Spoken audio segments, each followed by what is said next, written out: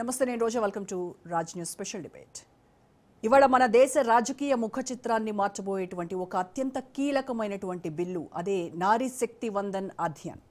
అంటే సింపుల్గా చెప్పాలంటే మహిళా రిజర్వేషన్ బిల్లు. దశాబ్దాలుగా పెండింగ్లో ఉన్నటువంటి ఈ బిల్లుకు ఇవాళ పార్లమెంటులో మరి కాసేపట్లోనే ఓటింగ్ జరగనుంది.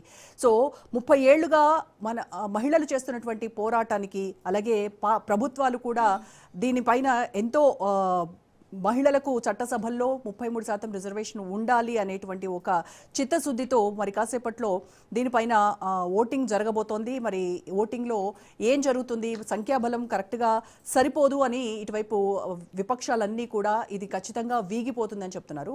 మరి కాసేపట్లోనే వీగిపోతుందా లేకపోతే ఈ బిల్లు పాస్ అవుతుందా అనేది తెలిసిపోనుంది. మరి ఈ బిల్లు ఇప్పుడు వాస్తవ రూపం దాల్చబోతోంది. మరి పరిస్థితులు ఏ రకంగా మారుతాయి, దీంతో ఏమైనా పెద్ద అద్భుతాలు జరుగుతాయా? 33% రిజర్వేషన్ గురించి అసలు మహిళలు ఏమనుకుంటున్నారు? ఇవాళ స్టూడియోలో నాతో పాటు ఉన్నారు మంజులారావు జూపల్లి, వ్యాపారవేత్త అండ్ సోషల్ యాక్టివిస్ట్. నమస్కారం మంజులా గారు. So congratulations first of all, అంటే in advance congratulations for both of us.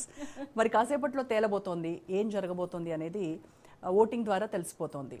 So అసలు ఈ 33% రిజర్వేషన్ అనేది మీకు కూడా తెలుసు. 3 దశాబ్దాలుగా మనందరం కూడా కలలు కంటున్నాం, చట్టసభల్లో అడుగు పెట్టబోతున్నాము, ఇదిగో అదిగో అనేసి. గతంలో కూడా ఈ బిల్లులు రాజ్యసభలో పాస్ అయ్యాయి, బట్ లోక్సభలో వీగిపోయినటువంటి పరిస్థితి.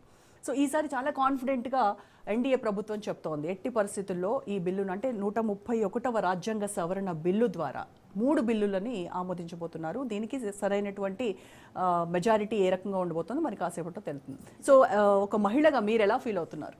నిజంగా ఒక మహిళగా నేనే కాదు, యావత్ తెలంగాణ సైతం నిజంగా ఈరోజు సంతోషపడాల్సిన విషయం, నిజంగా దేశం సైతం సంతోషపడాల్సిన విషయం ఇది.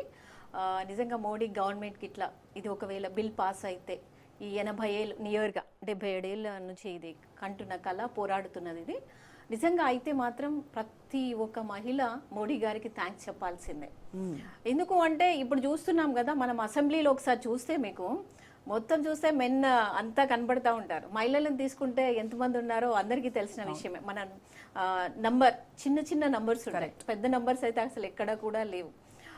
నిజంగా ఒకవేళ ఈ రోజుకి ఇట్లా మనకి 33% రిజర్వేషన్ వస్తే నిజంగా యావత్ దేశం గర్వపడాల్సిన విషయం, చాలా సంతోషకరమైన విషయం ఇది. ఎస్, 543 నుంచి 850 ఎంపీ సీట్లు అవుతాయి.